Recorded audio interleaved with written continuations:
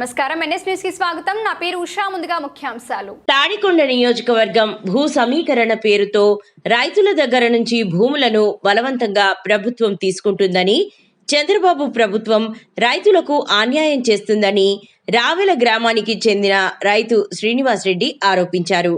తాటికొండ మండలం పరిధిలోని గురువారం పాములపాడు, బేజాత్పురం, రావెల గ్రామాలలో భూ సమీకరణ గ్రామ సభలను ఏర్పాటు చేశారు.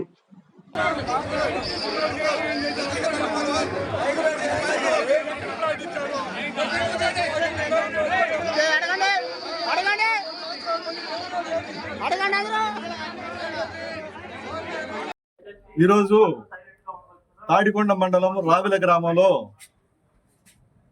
శాసనసభ్యులు తెనాలి శ్రావణ్ కుమార్ గారు ఇక్కడ గ్రామ సభ నిర్వహించడం జరిగింది. గ్రామ సభ సిఆర్డిఏ పరిధిలోనే రైతుల దగ్గర భూములు తీసుకొని ప్లాట్లు ఇవ్వడానికి ఏర్పాటు చేయడం జరిగింది. అయితే ఇంతవరకు సెంట్రల్ గవర్నమెంట్ ఎక్కడా కూడా ఇది నోటిఫై చేయాల. అమరావతి రాజధాని పరిధి అనేది కేంద్ర ప్రభుత్వం ఎక్కడ ఉభయ సభల్లో పెట్టి నోటిఫికేషన్ చేయలేదు. ఏదైనా సరే చంద్రబాబు గారు రైతులని వెసులుబాటు లేకుండా వాళ్ళ నిర్ణయాలతో ఇబ్బందులు కలుగజేస్తున్నారు. వాస్తవంగా గతంలో తుళ్ళూరు పరిసర ప్రాంతాల్లో 34,000 ఎకరాలు భూములు తీసుకున్నారు 2014లో.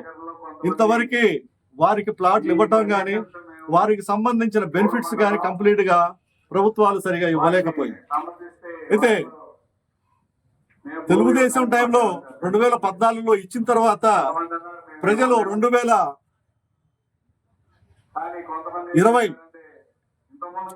తర్వాత వైసీపీ గవర్నమెంట్ లో వాళ్ళకి కొంచెం ఇబ్బంది పడ్డారు. అంటే ప్రభుత్వాలు మారితే రైతుల పరిస్థితి చాలా అధ్వానంగా మారుతుంది. వీరిచ్చే ఎలాంటి ఆలోచనలు లేకుండా గతంలో చంద్రబాబు గారు రైతులకు రుణమాఫీ చేశారు. ఈ రుణమాఫీ 1,50,000 రుణమాఫీ చేస్తే 2 నుంచి 3 విడతలు వేసి దీన్ని ఎత్తేసారు.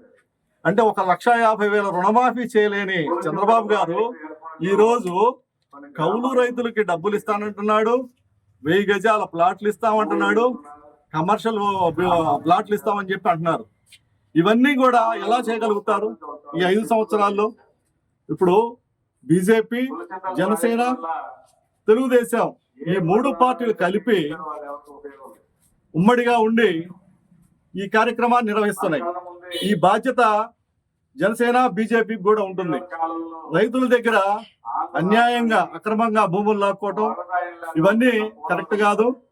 మోడీ గారు కూడా ఆలోచించాలి. ఆంధ్ర రాష్ట్రం గురించి ఇక్కడ ఏం జరుగుతుందో తెలుసుకోవాలి. రైతుల పరిస్థితి ఇక్కడంతా వ్యవసాయం చేసుకునే వాళ్ళు, వ్యవసాయం మీద ఆధారితపడి బతికే రైతులు వీళ్ళు. ఇలాంటి పరిస్థితుల్లో ఏదో చేస్తాం, ఏదో చూపిస్తాం, ఇక్కడ పెద్ద పెద్ద ఇండస్ట్రీలు వస్తాయి, ఇవన్నీ కూడా మీరు ఒక్కసారిగా డెవలప్ అవ్వచ్చు అనే మాటలు చెప్తున్నారు.